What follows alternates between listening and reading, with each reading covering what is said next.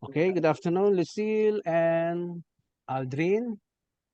Welcome to your Afternoon. canonical. Good afternoon. Welcome to your canonical interview. Today is November 28, 2023. So we are conducting this as part of the requirements of the church. I am Reverend Father Angelo Ibase from the Catholic Orthodox Church of the Philippines under the Holy Cross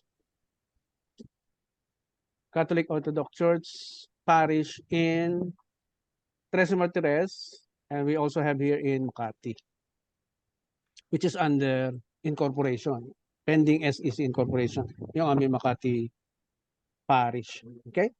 So, this is a standard canonical interview being conducted by the priest na magkakasal sa inyo.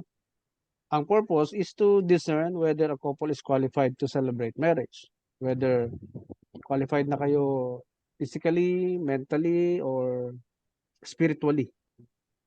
Siyempre kasama na dyan yung financial capability ninyo sa pag-sustain ng institusyon na tinatawag nating marriage.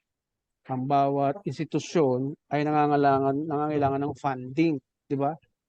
Bawat institusyon na tinatayo kagaya ng marriage at pamilya ay nangangailangan ng funding. You just don't create an institution without the necessary funding.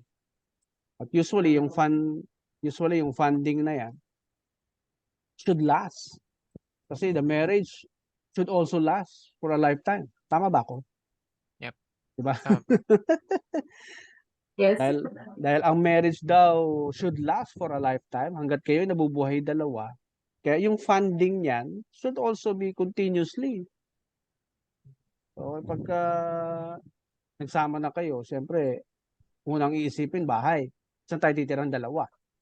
Kasi it's a commandment from God being the author of marriage na humiwalay sa magulang. Diba? Hindi siya suggestion, hindi siya recommendation na humiwalay sa magulang. It's a commandment. Because bakit kailangan sundin? You know what happens to a married couple na nakatira sa magulang? Dahil nandun kayo sa teritoryo nila, sila magpapatakbo ng buhay niyo. Diba? Kahit hindi natin isa-isahin yung epekto. that even your food will be decided by them, no? Yung mga kakainin niyo, yung gagawin niyo sa kwarto will always be decided by them because nandoon kayo sa poder nila at hindi naman totally binigay sa inyo yung space, 'di ba? So in other words, it's a serious thing to think about yung paghihiwalay sa magulang. Alam niyo, 3 bagay nga yung hinihiwalay daw natin sa magulang natin. Ano yun? Yung spiritual, yung physical, at yung psychological. So pag inisa-isa natin yan, yung physical part, yan yung pag-alis ng katawan natin sa loob ng bahay ng magulang para sumama sa ating asawa, para magbuo ng sarili nating kingdom, pamilya. Pangalawa, psychological. Yung mind, dapat hindi na tayo nag-aalala sa magulang natin kung may pagkain ba sila sa bahay nila o wala. Kasi kailangan din natin isipin yung pagkain natin bilang mag-asawa. Di ba? So yun yung part na pinuputol din sa magulang pag nag-asawa tayo. Hindi na tayo dapat nag-aalala na kung may bahay ba si nanay, sila tatay, may kama ba sila, or most couples na nag-asawa, nag-loan lang lupa't bahay para sa parents. No?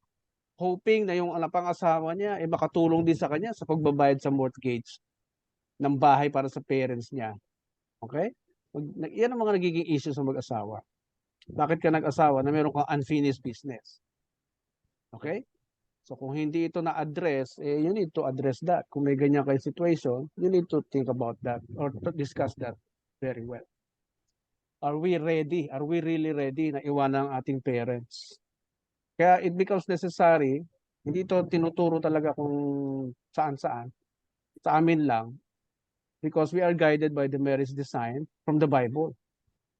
So, if we just focus on that instruction to leave our father and mother so that what we can cling into our wife and to become one, we just focus on that instructions, maiiwasan ng mga arguments sa buhay mag-asawa. Okay? So, it becomes necessary now for every parent to stand alone pag iniwan ng anak para mag-asawa. Okay? So, anong situation ng parents nyo? Are they really the kind of couple who can stand alone at hindi mo kailangang intindihin habang ikaw ay may asawa?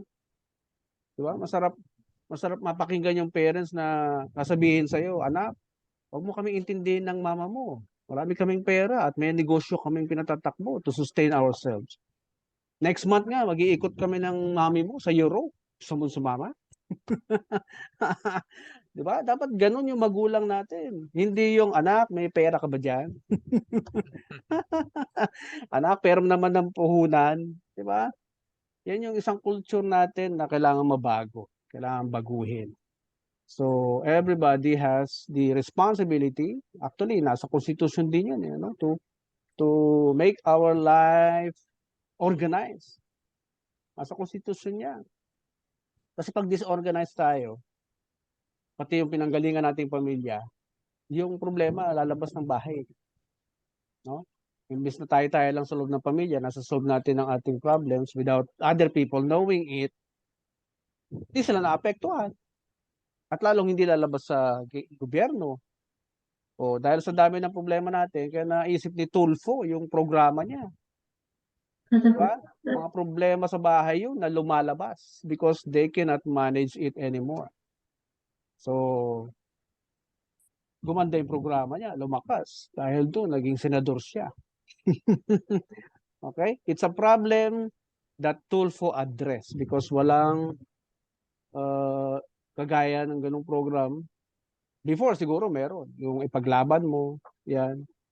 Pero yung directly assisting the Filipino families in addressing their problems, ini-endorse lang naman niya yun sa gobyerno.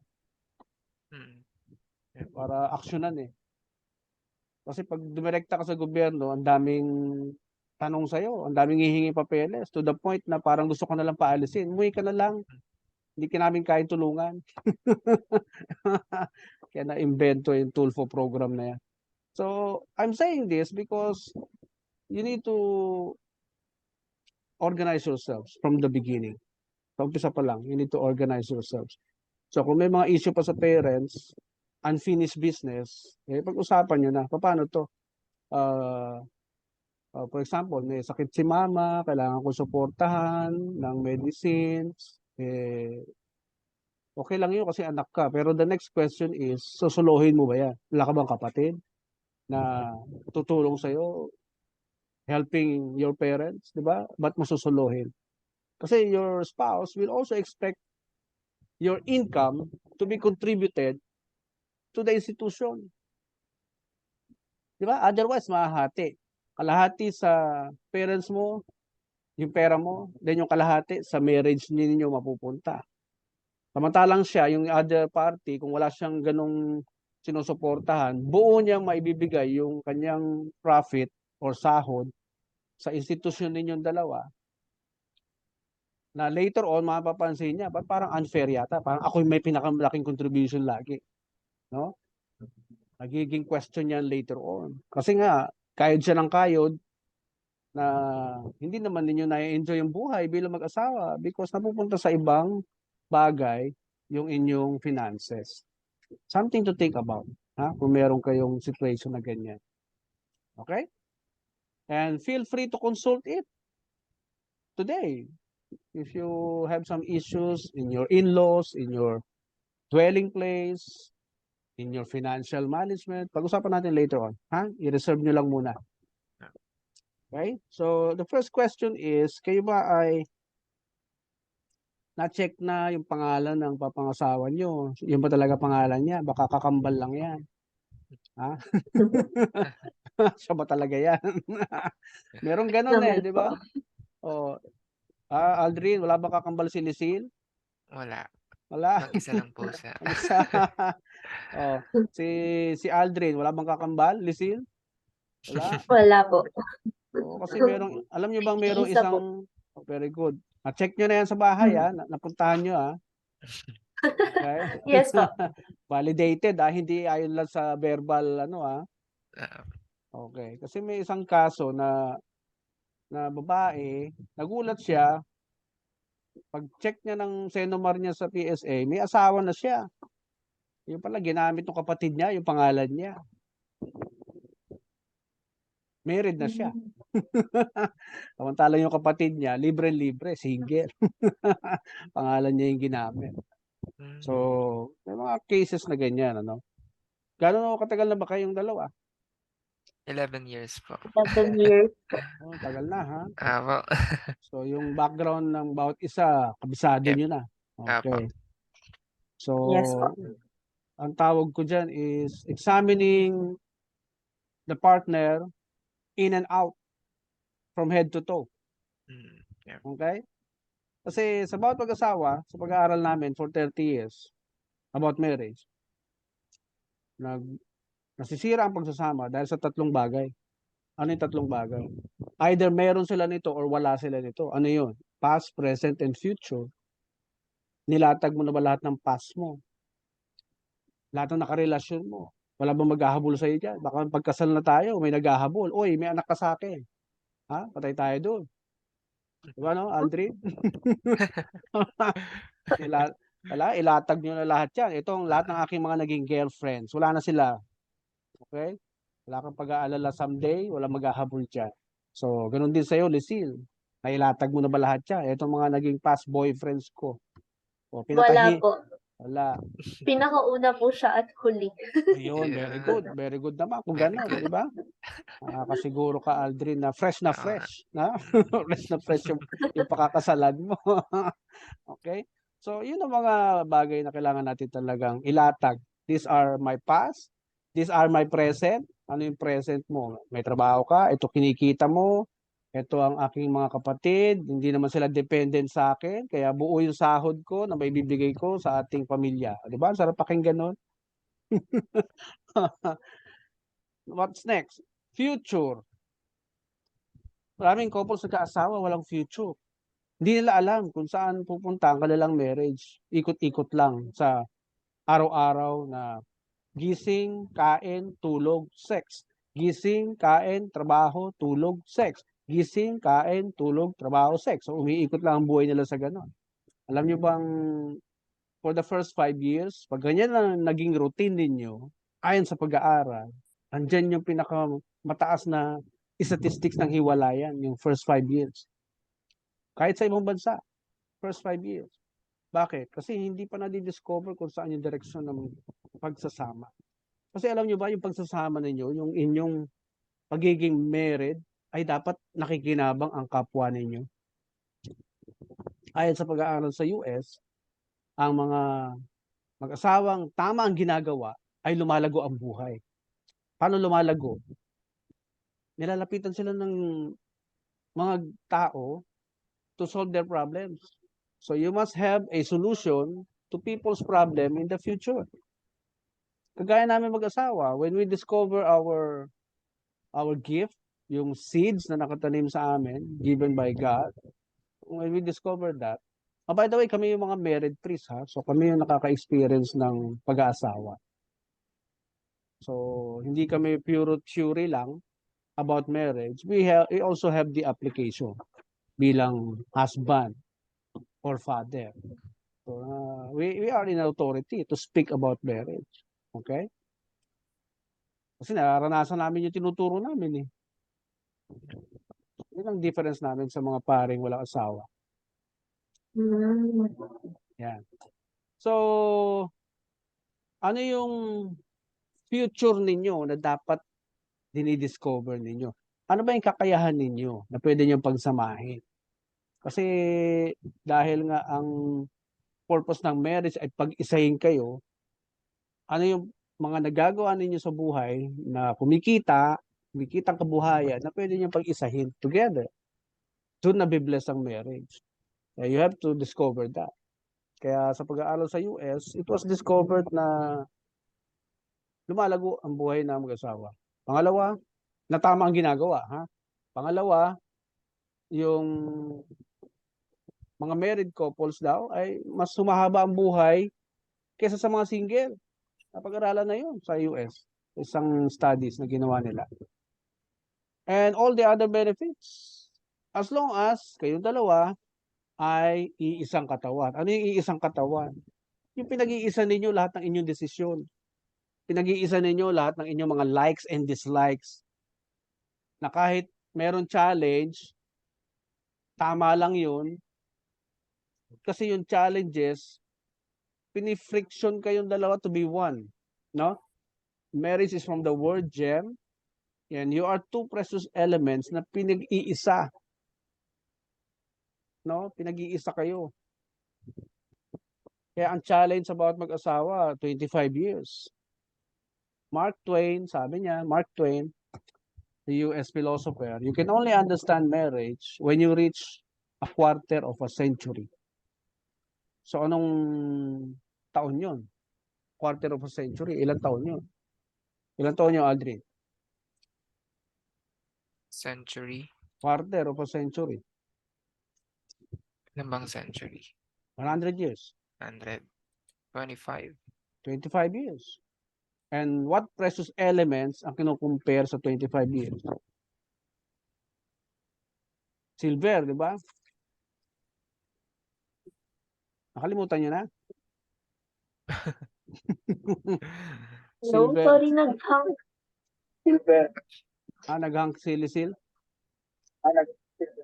Ayan, okay na po. Okay na, okay. So, Wala 25 po eh. years. Okay. So 25 years. Yun ang challenge about mag-asawa. Kailangan nyong umabot ng 25 years para masabi nyong kayo ay for life na talaga. Okay? Kasi from first 5 years, mataas na hiwalayan, yung 6 to 10 years, 10 to 15 years, 15 to 20 years, 21 to 25 years, matataas pa rin yung statistics. Nababawasan lang ng porsyento. Yung mga tumuntong ng 26 years na onwards hanggang 30 years na pagsasama, naging 0.0% na lang.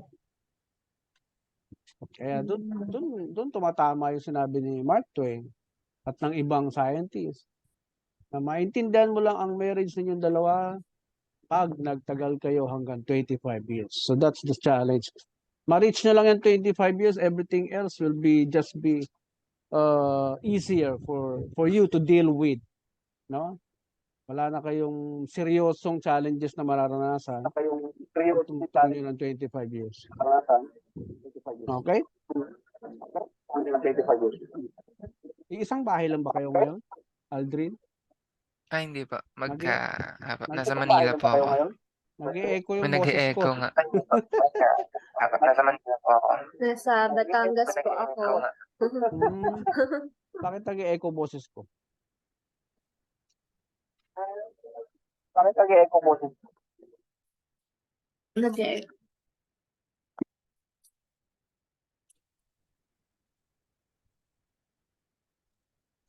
Okay. Okay naman sa akin. Next question. Have you met his Next father question. and mother? Have you met her father and mother? His Yep. father and Na mother. Absolutely. Her father and mother. Walang kumukontra Yes sa po. kanila. Walang kumukontra sa kanila. Wala po. Okay, very good.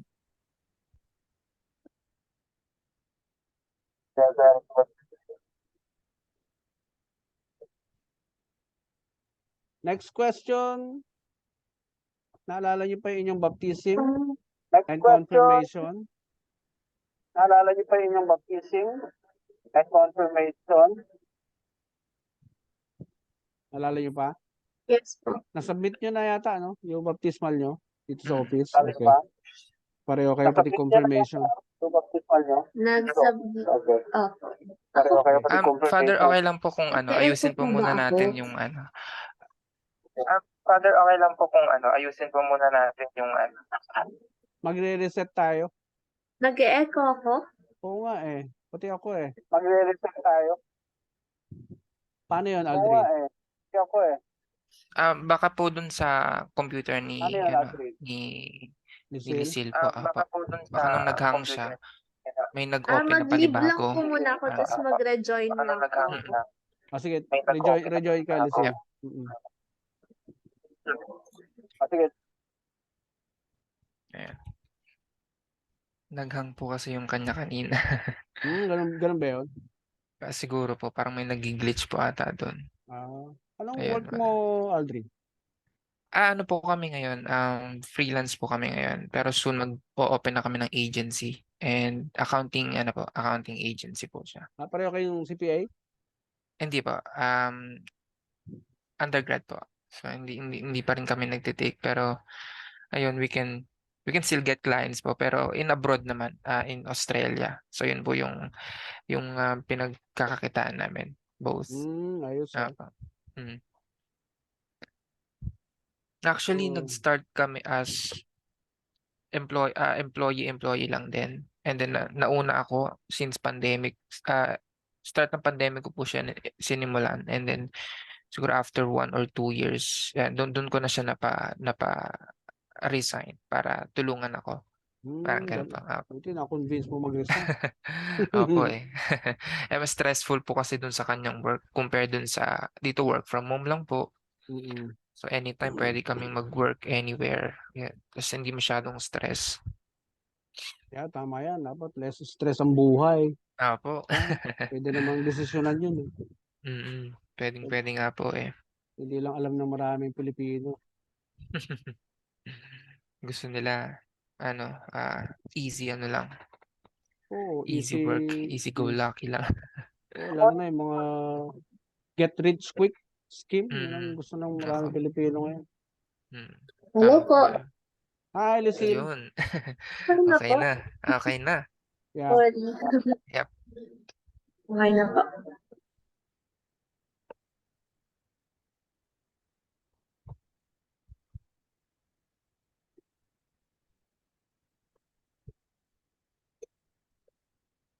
Ay, ano po kayo, Ed? Yeah. Naka-mute. Yep. Okay. So next question would be the residents. Kayo ba ay parang nag-i-echo pa rin ako. Oo nga po. Baka ako yung kailangan mag-lead. Pero okay naman po nung nag-uusap tayo kanina. Oo nga eh. Wala Siguro nang may echo. something. Okay. Ay, Residents, parang nawala. ready na ang inyong Sorry. titirahan. Ready na ang inyong titirahan pareho? Dalawa? Bahay? Actually, on the process pa po yan. Pero meron naman po Process. kaming private place din kina Lisil po. So much better Yeah. kina Yun na lang. kina Lisil, Lisil. okay. Apo. Siguraduhin yung private yun, ha? Yes po. Hindi yung kurtina lang nakalagay. Ang dami mga nag-asawang ganyan eh. Dahil Oo nga. nasa bahay ng parents, kurtina yun Kurtina nilalagay. lang. Naririnig ng buong sambahayan every time na may problema sila. Okay? Number 6 question. Meron ba sa inyo nagpakasal dati? Wala po. Senomar, malinis ha? Yes po. Check na pareho. Malinis. Apo. Okay. Buti naman. Yeah. Kayo ba ay may connection sa dugo sa family members? Baka kayo ay first, second, or third cousin? Wala naman. Or wala kayong family friends na naging Wala po. close friend din ninyo by affinity kasi ito eh. Whether by consanguinity, by affinity, or by adoption. Walang dumaan sa ganun. Wala po. Magkalayo. Yep. Okay. Whether the party has any of the following impediments, like mixed religion, disparity of cult, want of canonical age, sacred order, vow or religious profession, abduction, crime. Ito yung question na meron ba kayong mga sinasaliang kulto o mga paniniwala na maaring against sa teachings ng simbahan? Wala kayong mga sinaliang Kung kami organisasyon? naman po, wala. Apo. Wala. Na Wala po. okay, very good. Baka yung iba kasi sumali na sa samahan ni ano, yung baklang ginaya si Jesus Christ, ginawang rockstar. Ano ang tawag doon? Oo nga. Ginawang rockstar si Jesus. Oh, whether the party is giving consent to the marriage with entire freedom. Walang pinilit, tinakot sa inyong dalawa. Walang namilit, walang tinakot. Wala pa. Okay? Buong puso. Kusang binibigay ang sarili. Pareho. Okay. Wala po. Whether the parents of the party are aware of the marriage and agree to it. Mayag na, pakasal kayong dalawa. Both parents. Yes po. Walang With mga the bulong na, blessings. okay? Walang bumubulong sa inyo na ba't parang di ko yata type yung lalaking yan. No? Both po. Walang bulong na gano'n, ha? Parang di ko kursunada pagmumukha ng babaeng yan, ha? Walang parents na gano'n, Wala ha? po. Wala po. Boto po. Buti Ito naman po naman. wala. Oh, marriage license nyo, okay na, tapos na. Yes po. Tapos, nakatin na kayo ng ikena. Whether both parties accept the three fundamental marriage properties of unity, indissolubility, and openness to life. Natanggap ninyo yung dalawa, yung tatlong fundamental marriage properties. Fundamental means ito yung foundation ng inyong pag-aasawa. Ano yun? Yung openness to life. Open ka sa nangyayari sa buhay, naiintindihan mo, hindi ka kagad gumi-give up, no? Ganito pala ang buhay, ang hirap pala ng buhay, ang taas pala ng bilihin. Baka sooner or later, bumigay ka. Sino man sa inyo. Okay? Importante, naiintindihan yun. Open kayo Yep. doon. Apo. Okay. Pangalawa, yung indissolubility. When we say indissolubility, wala tayong karapatang i-break yung ating sumpaan. Wala tayong karapatan na tumalikod sa ating sinumpaang dokumento at sa sinumpaan ninyo sa Diyos. Kayong dalawa. Kasi kayong dalawa yung sumusumpa sa Diyos. Kasi dalawa niya kayong products. At dinesisyonan nyo magdikit kayong dalawa, magsama kayong dalawa, you are making a vow to your Creator, not to each other. Okay? Both of you are making vow to your Creator that you will live together. So, hindi tayo entitled sa ating opinion or make it conditional bago natin sundin yung sinasabi niya tungkol sa marriage. That's indissolubility. Wala tayong rights to break our vows. Intindihan niyo yun? Dahil isang beses lang nag-aasawa ang isang tao dapat. Isang beses lang. Right? What else? Yung unity. Pangatlo, unity. Pag-iisahin ninyo lahat ng desisyon ninyo, walang magdi-decide mag-isa. Walang magpipilit na siya yung mas tama. Wala yung magi-insist na siya yung mas marunong. Okay? Yep. Kukonsultahin lagi ang bawat isa. But remember, the final decision should always be made by the husband. So don't decide, Aldre, without consulting Lucille. Apo. If you have an idea o proposal, kailangan yung pagdebatehan. Pag dinesisyonan ba natin yung proposal mo, anong benefit ang idudulot niya sa ating pamilya? Or on the other hand, pag dinesisyonan natin yung proposal mo, what benefit will it give to the marriage? So, ganun kayo dapat mag-usap. Because ang end benefactor or yung last person to benefit sa inyong desisyon should be the marriage, should be the institution. Hindi yung one-sided ang desisyon. Pabor lang sa kanya, pabor lang sa'yo. Hindi dapat ganun. It doesn't work that way. Kaya nga, unity. Okay? There should only one decision for the both of you. Opo. Because yan yung nagiging problem na marami nasirang pagsasama.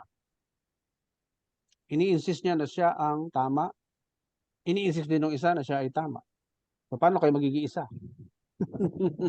Di ba? Opo. Kaya kung ang tingin ninyo sa asawa ninyo ay kontrabida, you will never be one. You can never be one. Kung ang tingin nyo sa asawa mo ay, kung ang tingin mo sa asawa mo ay lagi kang kinukontra, hindi. You have to understand bakit siya kumukontra. Baka maganda yung point niya. Kaya hindi mo kailangan i-insist yun sa'yo. Pag in-insist mo talaga, you will never understand the point of view of your spouse. Okay? Kaya nga kalmado lang lagi dapat pa nag-uusap ang mag-asawa. Kalmado lang. Para makapag-isip ka ng mabuti, makapag-analyze ka ng mabuti. Kasi pagka sumisigaw ka, ibig sabihin, gusto mo pakinggan ka lang. At gusto mo sundin ka lang. The moment na sumisigaw ka na. The moment na nagagalit ka na. Nagets nyo? Opo. So it's about unity. You want to be united? Then don't treat each other like you are enemies. Okay? Hindi kayo magiging isa kung lagi kayo nagsusumbatan. Hindi kayo magiging isa kung lagi kayo nagbabangayan. Hindi kayo magiging isa kung lagi nyo ipipilit. Ipipilit yung paniniwala mo. Your objective together is to be one. Otherwise, you will create a space between the two of you, which is called division. At the moment na nagkaroon ng space between the two of you, divided na kayo. Yung space na in between. Yung space na yan ay magdadala sa inyo sa tuluyang paghihiwalay. Tindihan nyo? Opo. Okay. So, that's the last question. If you have anything to discuss or address, you can address it now.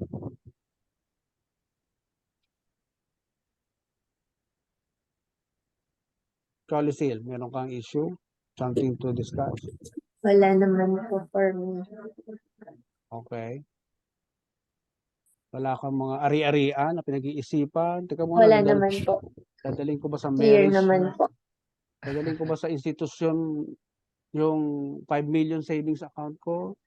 Diba? O ikaw din, Aldrin. Dadaling ko ba yung 10 million ko sa marriage institution? Or will remain? Wala naman. Problema yan ng mga mayayaman eh. Diba? Opo. Yung bang habang single sila, nakaipon sila. O paano yan? Baka mamaya kunin niya yung sa akin. Pinaghirapan ko to. O. Sabi ganun din iisipin ng isa. Pinaghirapan ko to, baka kunin niya. So doon pa lang meron ng division, di ba? Why not join it? No? Join forces. Bring the money to the institution. O, di walang problema, walang away. Pag may nag-withdraw, kailangan alam din ng isa. Di ba? Kaya pag nag-open kayo ng bank account, dapat with your any two signature. Hindi pwedeng any one signature. Dapat both signatures. Okay, Lucille? Hindi ko narinig. Sinabi ka. Hindi ko narinig. Yes po. Actually, meron na po. Okay. So no more issues to discuss, ha? No more. Actually, meron na po kaming kasunduan agad. Okay. Di ba, mas may peace of mind kapag early on, napapag-discussion na, nadidiscuss na kagad. Wala nang pwedeng isumbat later on. Yep. No? Walang surprises later on. So, Yes. kaya inaayos na yan from the start. So kung wala na, thank you for your time. Yes. Once again, this is Reverend Father Angelo Ibase and completing your canonical interview and looking forward to your magical day. Thank you Big po. day. Yeah, looking forward din po kami. Okay. Super excited. Yes. So Yes. Thank you so much po. thank you then. Enjoy the rest of the week. And hindi naman na kayo working eh. So hawak niyo oras niyo. Opo. Diba? Okay, so see you on your big day. Bye-bye. Thanks po. Bye-bye. Okay, bye-bye.